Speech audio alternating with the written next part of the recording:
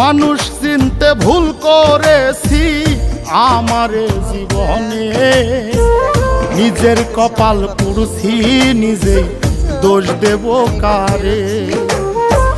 তাই তো নিজেই জ্বলছি হাইরে কাউরে বলি না, স্বার্থ ছাড়া একটা মানুষ খুঁজা পাইলাম না।